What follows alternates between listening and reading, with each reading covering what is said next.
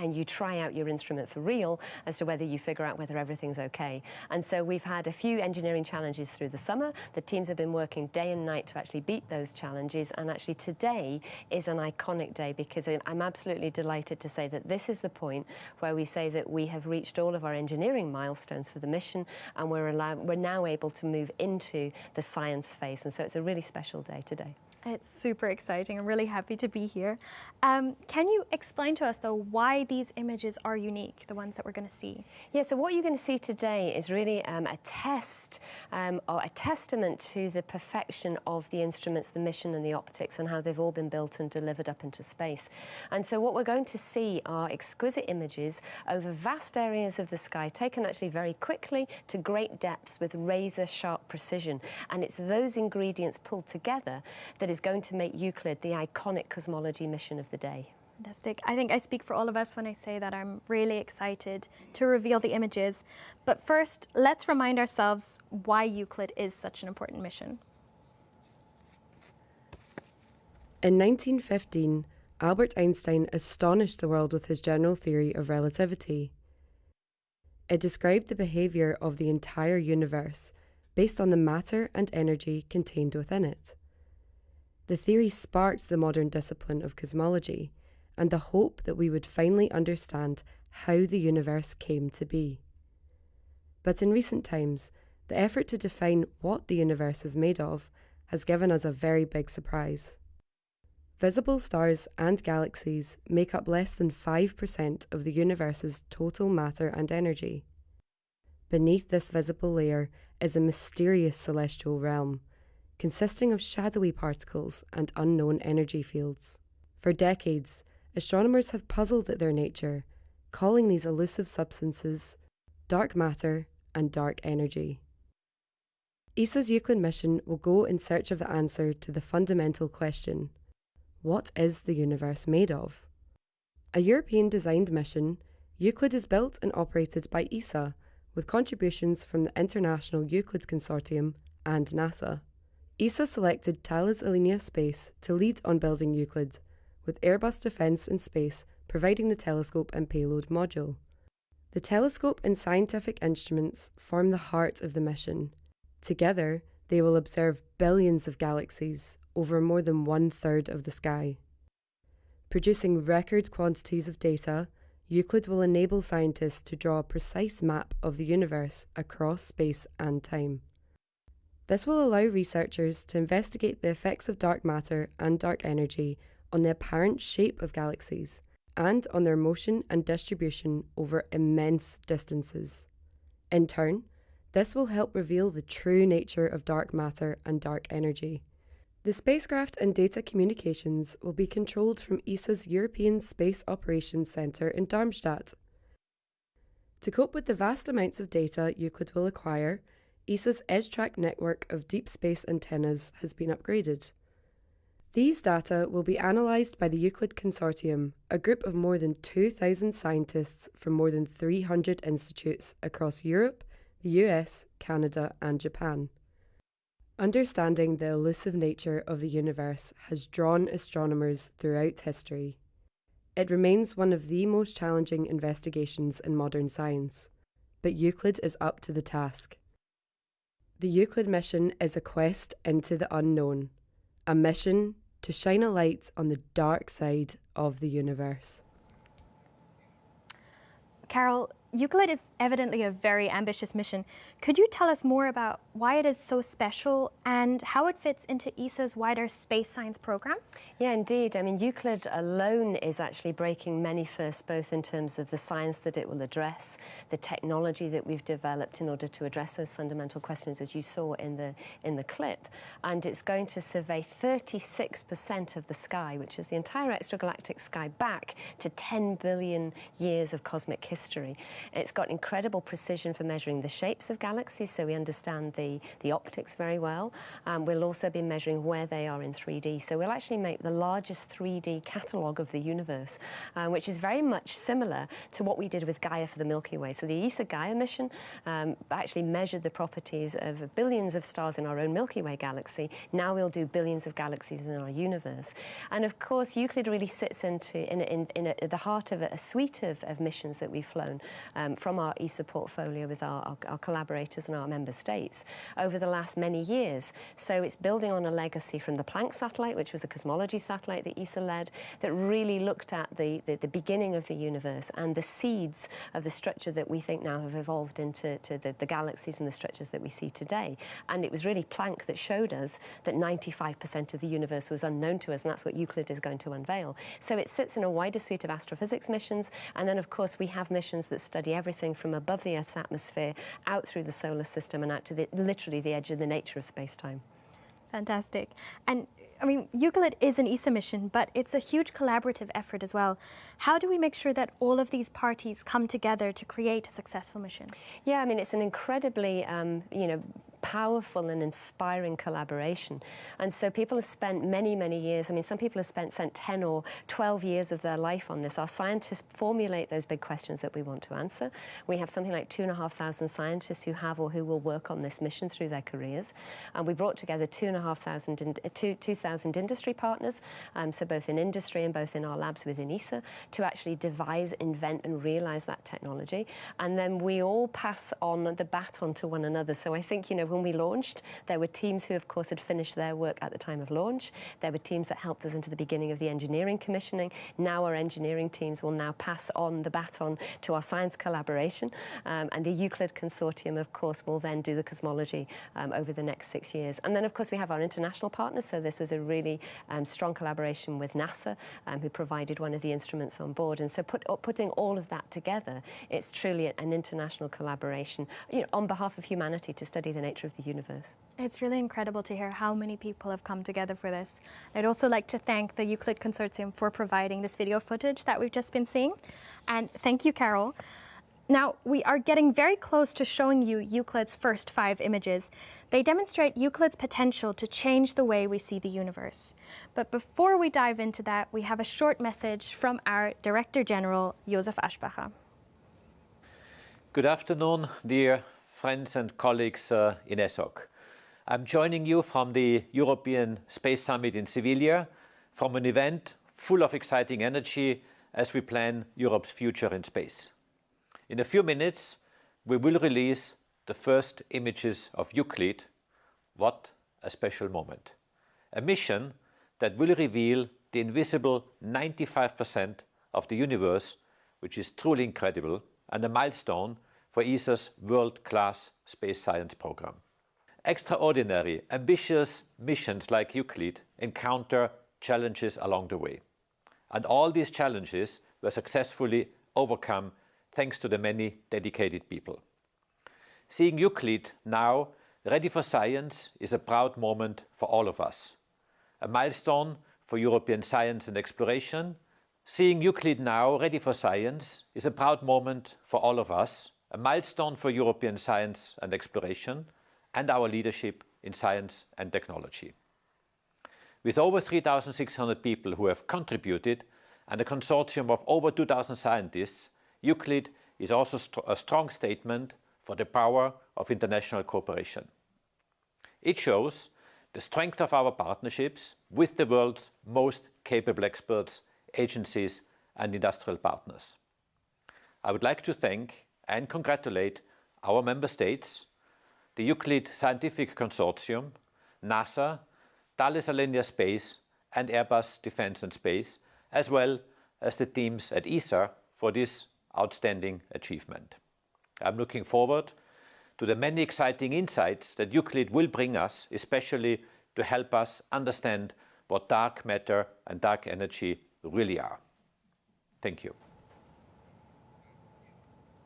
The time has come for images. Ladies and gentlemen, These images were all taken as part of a special program to examine a set of celestial targets, chosen for both their public appeal and scientific value. In total, the program took less than 1 day of observation time out of a 6-year mission. With these images, we will begin looking far into the distant universe, with each image gradually coming closer to Earth. Carol Mundell, head of ESA's science program, is still with me to reveal the very first image. But before you do that, could you give us a sense of the scale of these images that we're going to see? Yeah, absolutely. So in a single shot, we have a number of CCDs. So this is what Euclid sees when it first looks on the sky. And to give you a sense of how vast this is, it's actually bigger than about 2.5 times the surface area of the moon when we put that onto the sky. And I'm told that there are about 600 million pixels in there. So this is a mega camera by all accounts. And it's got exquisite sensitivity and very, very, very high precision. So you combine all of those together, and that actually explains why we could make these incredible observations that we're about to see in such a short space of time. When we do the cosmology survey, we will do 30,000 of these pointings, and so that's going to be a vast data rate coming down to our data centers. Wow. And I think we're ready to reveal the first image, We are. right? So this is a really exciting moment for me. I'm going to take a breath because this is an iconic moment. So, you know, thank you to all of our viewers and all of our stakeholders and everybody who's made this possible, and particularly our teams who've been working on these images tirelessly. So it's a great delight, and without further ado, I will now reveal the first image in our sequence, and here is the first sight of our Euclid image.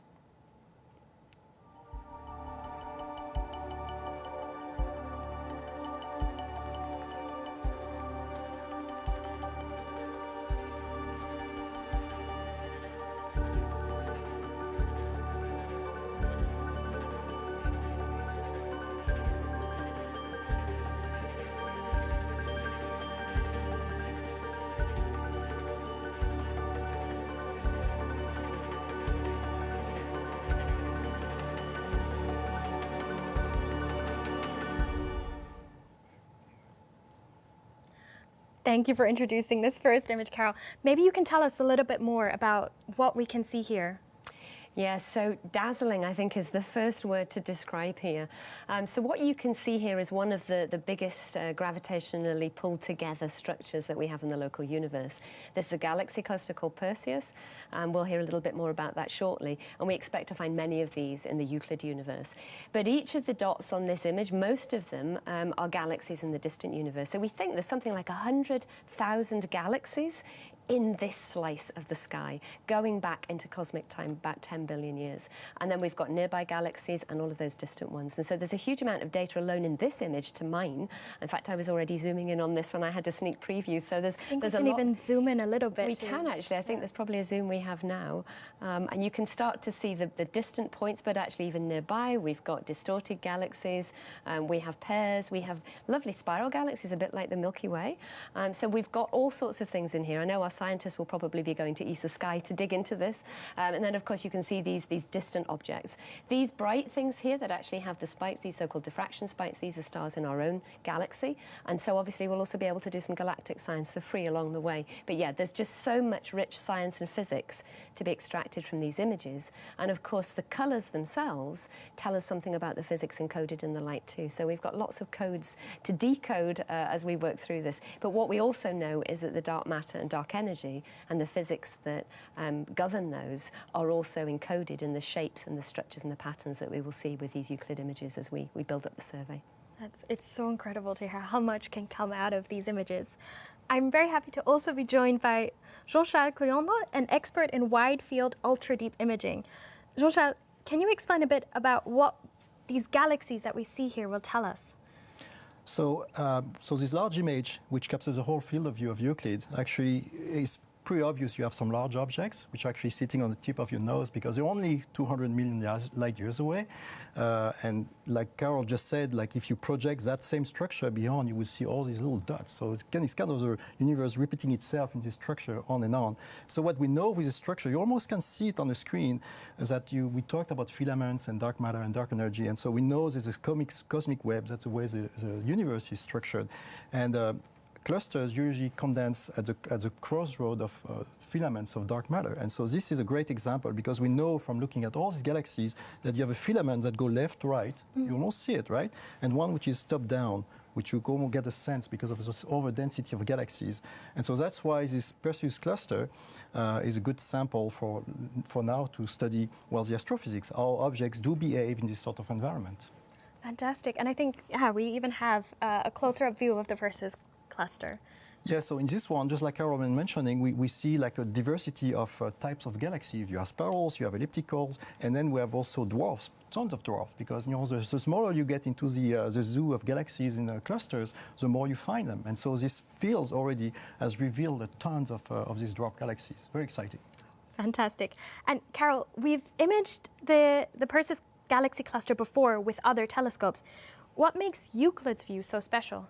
I think there are two things that are very special about Euclid. The fact that we can do such a broad area immediately. So as Jean-Charles said, you see immediately the cosmic structures, which, scientists in the past have painstakingly tried to take little pieces of the data. You find a galaxy, you measure its position, and then you slowly build up this map. So they were really the forerunners for this. We knew that there was a hint of these filamentary structures, and that was really what motivated us to actually to build this mission. And immediately it pops out, as just one image, there you go, there's the filament. So think of the potential of that, but also the fact that it is so sensitive, as Jean-Charles says, it's sensitive enough to pick up the smallest galaxies, which are faint, but it also has exquisite precision in its optics. So these faint small galaxies, if we look from the ground, they would be merged in. We wouldn't be able to distinguish them in detail. And if we look at them with current space missions, for example, Hubble, which has been great, and Webb as well, which is doing really important work, we would only be doing a little patch of the sky. So it's combining that wide area, the depth and the precision. You then get these crystal clear, stunning images going back in cosmic time. Fantastic. Thank you so much, Carol and Jean-Charles, for joining me. I mean, wow, this image has really demonstrated how much of the cosmos Euclid will reveal. And this image alone contains 100,000 galaxies. Over the next 6 years, Euclid will map a region 30,000 times bigger than this one, meaning that it will measure the shapes and positions of literally billions of galaxies. Now, our second image brings us somewhat closer to home, 10 times closer to be exact. And it's a beautiful example of how Euclid will reveal previously hidden individual cosmic objects. Let's have a look.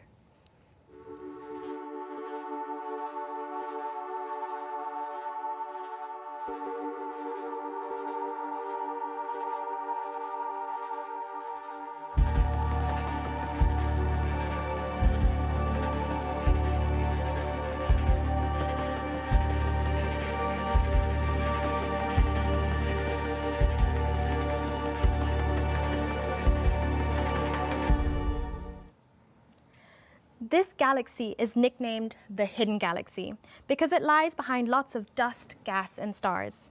And I'm happy to be joined by two ESA scientists. We have Guadalupe Cañas-Herrera and René Larais. René, you are the project scientist for Euclid. Could you tell us how Euclid allows us to see this hidden galaxy? Right, this galaxy is in the plane of our own Milky Way. And because of that, we look through many stars, past many stars, and also gas and dust in our own plane. Euclid looks in the infrared and in the red. So it's false color, what you see here. What is blue in this image is really red in real life. And what is red here is infrared, so it's invisible in real life. So what we see is basically the infrared and blue and red light from this galaxy. Now, why in the red and the infrared? Imagine the sun coming up, it's red. And that's the reason why, that's because blue light is scattered away or absorbed by the dust and gas in our own atmosphere. Now, the same happens to this galaxy. And I think we can see what infrared achieves here on the screen. Yes. Right? You see a little galaxy in the middle. Mm-hmm. So we don't look only through our own galaxy, but even through this big galaxy to see the background galaxies. So this is amazing what infrared is doing. Incredible. And you also see all the details here, the little stars around, and this is in the spiral arms of this big galaxy. Fantastic. Guadalupe, as a cosmologist, you must have seen images of many galaxies. How does this one compare? I think we can maybe go back to the big image and take a look. Yeah. Right, the galaxies that I'm used to seeing, actually, they're like the small galaxies that we were seeing resolved in the arm of this amazing spiral galaxy. but it's just breathtaking. If I envision myself, if I have to imagine for a moment a spiral galaxy, it will be really close to this spiral galaxy.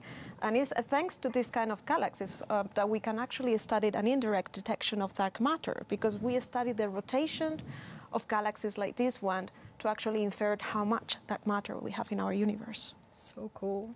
And I mean, this galaxy does look very similar to the Milky Way galaxy, our own galaxy. How can studying galaxies like this one help us study our own home in space?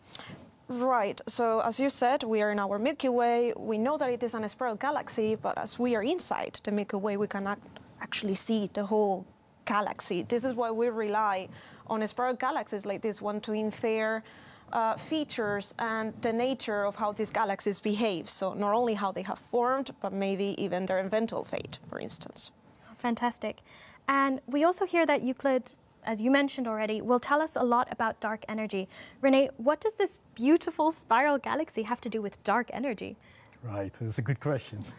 Euclid will observe more than billions of galaxies in order to derive the structure of our universe. Now, if you observe a billion galaxies, you have to start with one. And this is the one. So many of these billion galaxies will be like this galaxy, and we will measure the shape as well as the distance to all these galaxies in order to derive our science from it. So that is the dark energy and the dark matter distribution. Fantastic. Thank you so much, Renee and Guadalupe, for joining me. Thank you. Isn't it amazing to believe that this image just took Euclid 1 hour to create? The fact that Euclid can take these large images so quickly is one of the things that makes it unique. When we look at this image, it is worth remembering that over its lifetime, Euclid will image billions of galaxies to reveal the hidden influence of dark matter and dark energy. But now, many galaxies don't look like these quintessential spirals that we have just seen, but are smaller and lumpier. And these are called irregular galaxies.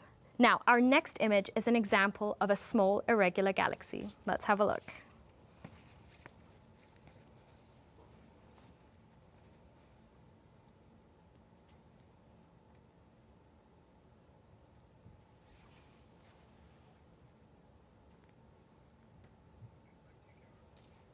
So this galaxy is relatively nearby, so a neighbor, so to say.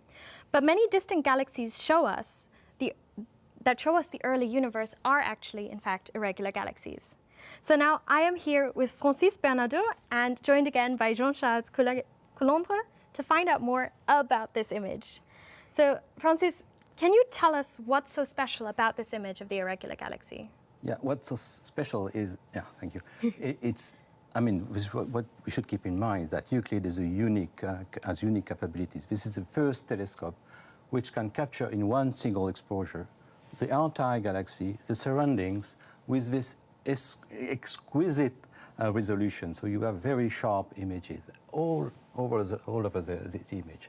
So that's unique in the sense that even though you may have satellite out there, I'm thinking of the James Webb Space Telescope that have also very good resolution, but the field of view is much smaller. That is, the areas that can be captured in one single exposure is much smaller. The Euclid field of view is about 100 times bigger than the one of the James Webb Space Telescope, and that's unique for Euclid.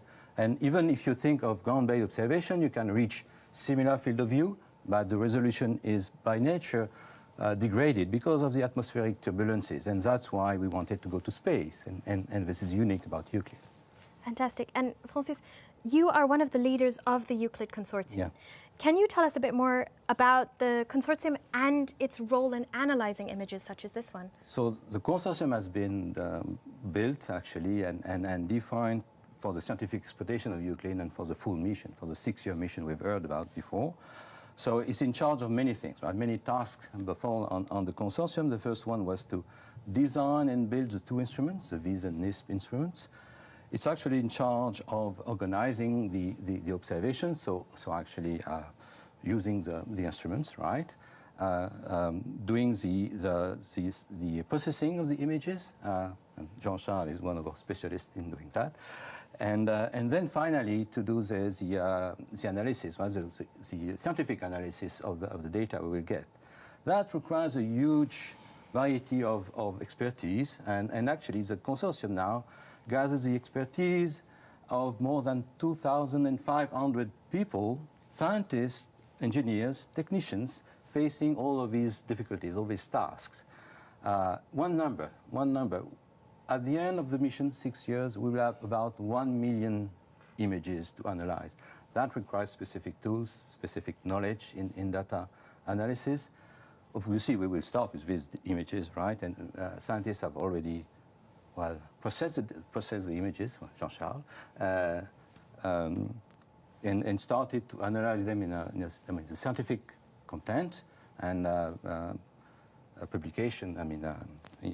Scientific publication will appear in a few months. That will be detailed what we see actually here. Fantastic. Looking forward to this. Now, Jean-Charles, Francis has already mentioned it. You actually led the processing of the data we received from Euclid to create these stunning images. Can you tell us what that felt like, what that process was? Oh, it was amazing. Yeah, so I had the distinct privilege of having access to these first data. And there were a special program that was made to make people dream about what we're trying to do here. And so there was like Carol said, I think 24 hours of operation of Euclid that went to these images. And so, of course, Euclid doesn't take a picture like your phone takes it. And, it requires quite a bit of work, especially it goes from the infrared to the optical. You have to shift a bit like René was explaining about, how do you build this. And so, obviously, for this small program of these 5 images, as it was already quite a bit of work. So I'm sure it's going to be a lot of work for the 6-year mission. And so what we have here was a complex process to take the data that come from space, which are affected in various ways, into what you're seeing today. And I think we actually have a close-up of the star-forming region, and I was very curious about this purple color. Maybe you can tell us more why it looks so. It's a very good question about what is the colors of the Euclid image. What do they mean? So I'm very attached when I picked the right colors, the bands, and Euclid is very sensitive to certain colors in space. And so how do you transfer this to our human vision on a screen like this one or on your phone? And so I made a choice that really maximize color range. And so things are rich. And so that's what you see in all these images which are released today. Is like he has to have some oomph, right? He has to really vibrate and talk to the people. And so, for example, this one is a star formation region at the vicinity of this galaxy, this small galaxy we're talking about. You see a sprinkle of stars, which are like advancers. That means they've been formed at some point. And so the color is purple. And so why is it purple? If you take the RGB, red, blue, red, green, and red, it means you have blue and red together.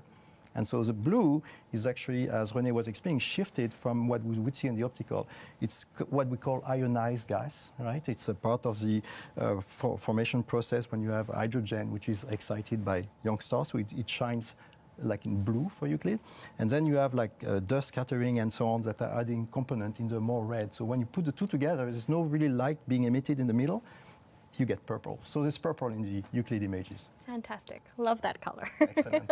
Francis, why are such crisp, clear images that we get now useful for scientific purposes? Yeah, this is a word, crisp and clear, and resolution is a key word for me.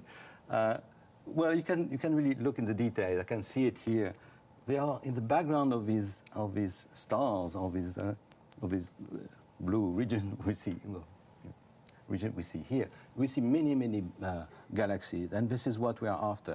Basically, what I'm saying that the resolution is good over the whole picture. It is good in all wavelengths, in all colors, and that makes things possible for me, for the consortium, to identify a very large number of these background objects, and these background objects will be used to derive what we want to derive out of Euclid, that is constraint of dark energy and reconstruction of the expansion history of the universe. Fantastic. Thank you very much, Francis and Jean-Charles, for joining me. Now, during its mission, Euclid will generate vast amounts of data, the equivalent of about 1 million DVDs. And it's fascinating to hear how we turn all of those ones and zeros that Euclid sends down to Earth into the stunning images we are seeing today. And now we are entering inside the Milky Way galaxy, our home in space. Our next image beautifully illustrates how much information Euclid can capture in each shot. Let's take a look.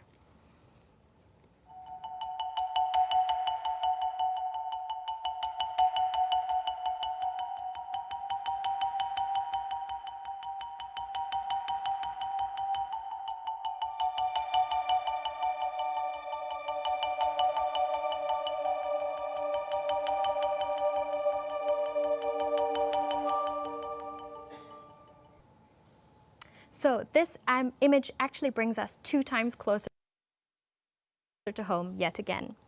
And here what we see is what's called a globular cluster, a collection of hundreds of thousands of stars bound together by gravity. And this is actually the second closest globular cluster to Earth. Now, joining me today is Reiko Nakajima, a scientist working on one of Euclid's instruments, and Giuseppe Racca, Euclid project manager. Reiko, could you tell us more about what's so special about this image? Yes, as previously mentioned, to have the entire globular cluster in one field of view is a feat that currently only Euclid could do in space. And so we have this enormous field of view that contains all the stars in the globular cluster in one field of view, but also at the same time the high resolution where we resolve the single stars and we could count how many stars there are. In fact, the resolution is good enough that we can actually see background galaxies behind these clusters of stars.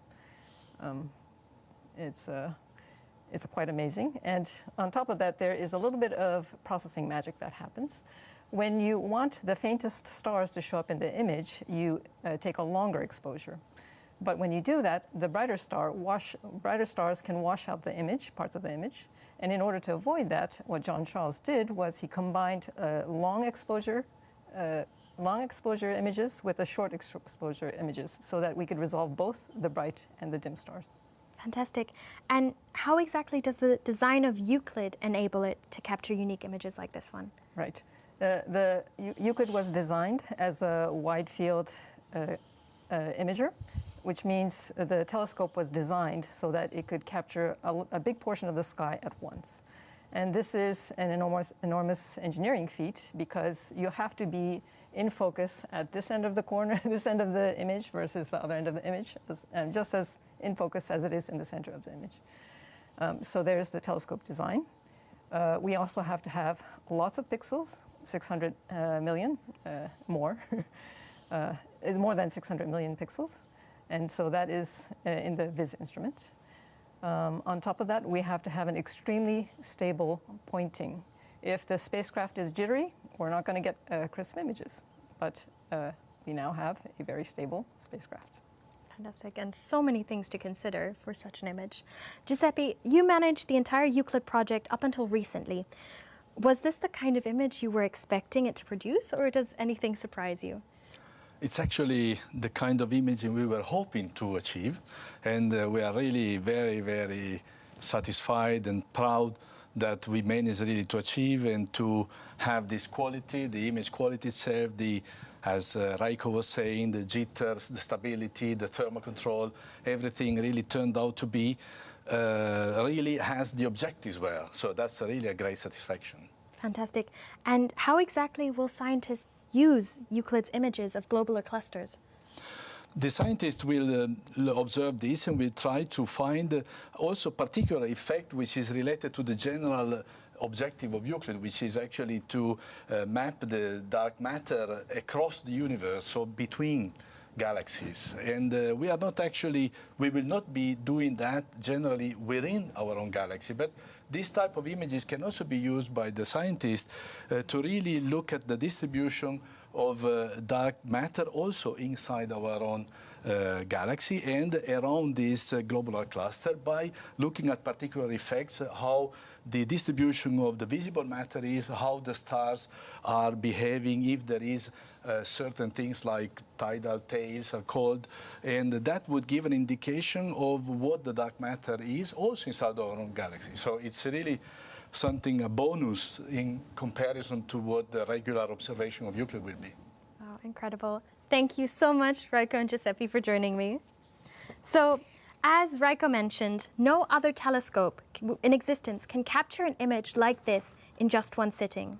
They would need to take lots of smaller images with different exposure times and combine these together in a mosaic. So it's wonderful to see how Euclid is heralding a new era of astronomical imaging. So we still have one very special image to look at, and I'm extremely excited to share that with you. But before this grand finale, I want to talk to a couple of experts on how we have reached this point.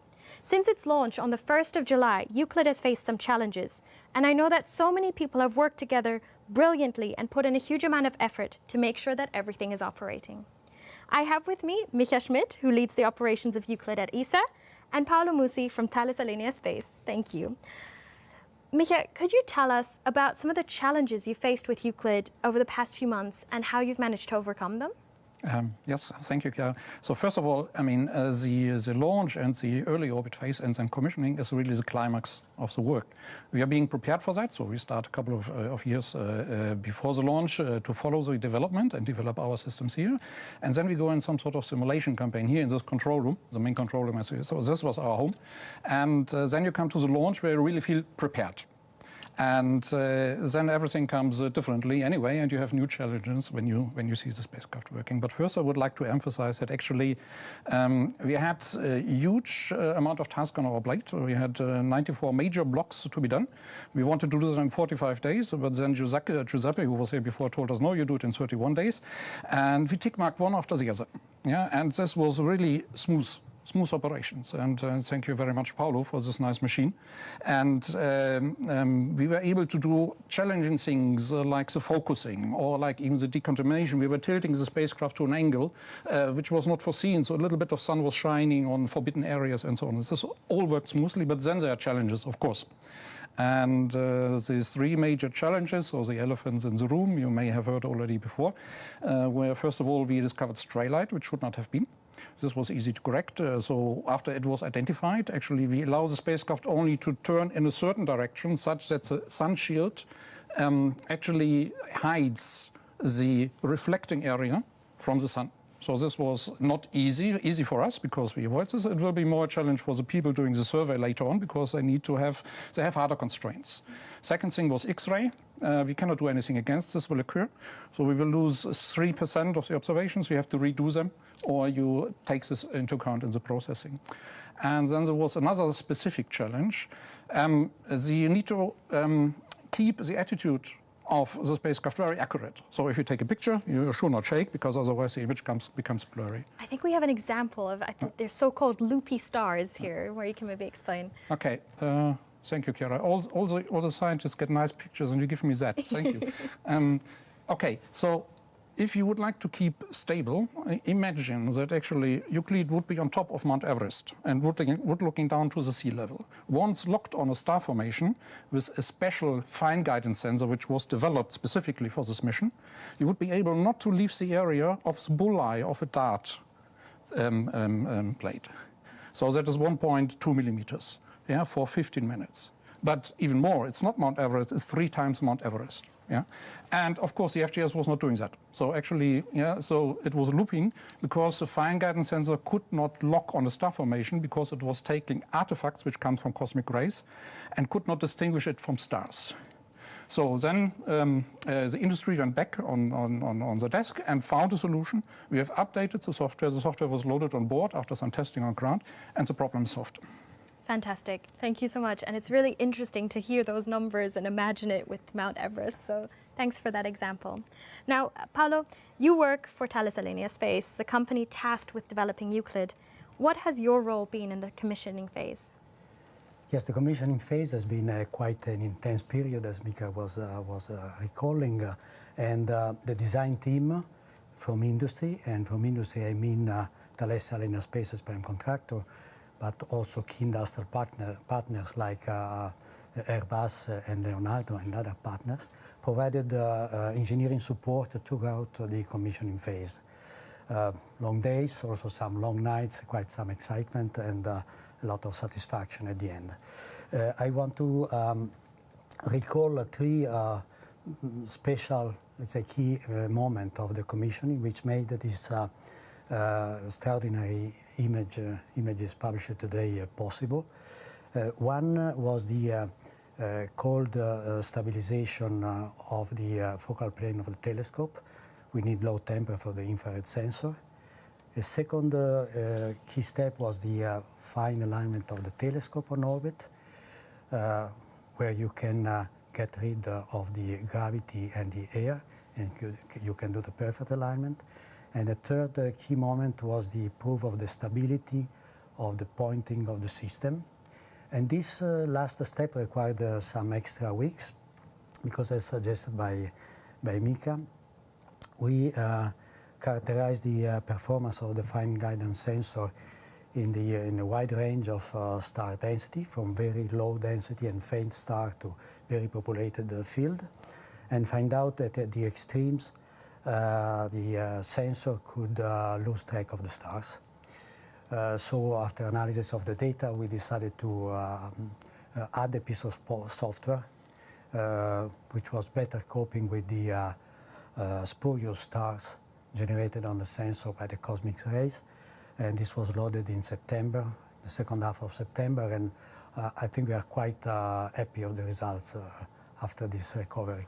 And I would also take the occasion to thank ESA and the science team for this improvement that we were able to make, because when we have to do with the optimization of an end-to-end performance, we need all the stakeholders as part of the team, and I think we played a good teamwork.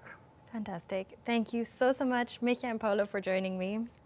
So now that teams across ESA have solved routine and not so routine problems to get Euclid working so well, the dedicated operations team is doing the final fine-tuning of the spacecraft before routine science operations begin in early 2024. Now, just before we reveal our final image, we've got a special message from our friends over at NASA. It is so exciting to be here virtually with you today to celebrate the first images from Euclid.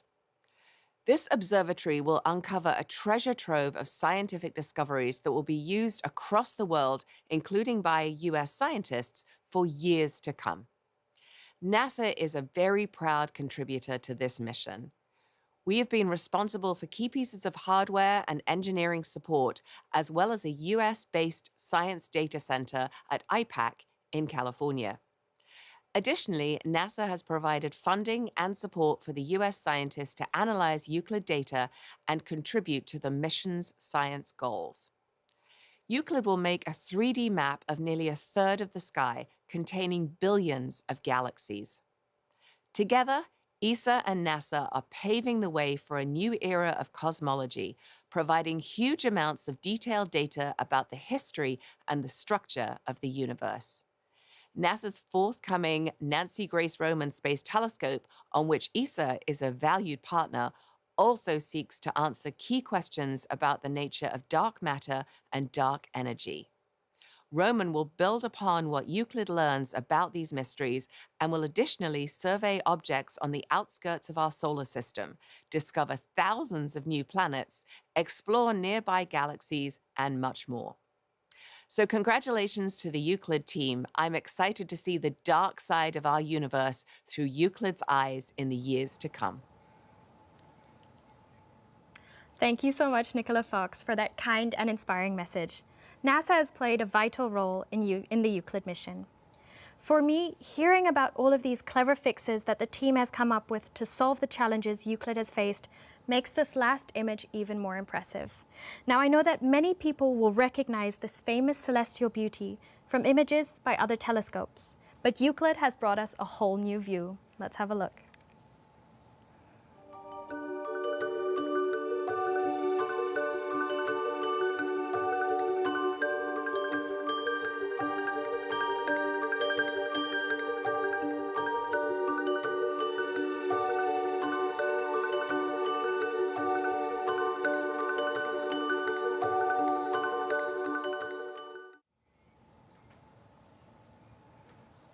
Never before has a telescope been able to take such a wide and sharp view of the Horsehead Nebula in just one observation.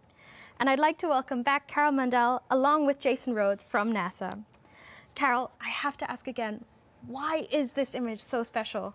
Well, again, it's this huge field of view. This was just 1 hour of observations with Euclid. And as you saw, as we had the zoom out, you could actually see little distant galaxies. I saw a spiral galaxy, a barred galaxy. So there are galaxies hidden in here.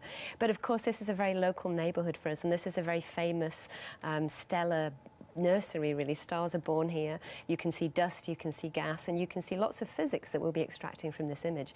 But it's the sharpness, the crystal clear crispness, the very wide field of view, and the incredible detail that we've got, along with the sensitivity to faint light across all of the bands combined together, that make this image so special. We could make this up with other images from other telescopes, but it would take us an awfully long time to take an awful lot of observations and stitch them all together. So, you know, you just get that with one hit. Fantastic. And Jason, can you give us an insight on the kind of things that we can see here in this image? Yes, in this beautiful image, as Carol said, we have a stellar nursery. We're seeing stars being born. And what we see here is gas and dust that comes from the explosions of stars that have ended their life in a violent explosion, spewed that gas and dust out, and that gas and dust is starting to coalesce to form new infant stars. In addition to the stars, we're seeing the formation of planets. Some of those planets will be bound to the stars, like our planets in the solar system are bound to the sun, but some will be free-floating planets, not bound to any star. We also call those rogue planets.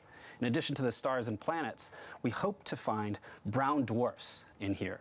Brown dwarfs are too big to be planets, but they're just a bit too small to be stars and undergo nuclear fusion and give off their own light. But what we see here, the stars, the gas, the dust, and the planets and the brown dwarfs, they're all hot, and so they're giving off heat or infrared light.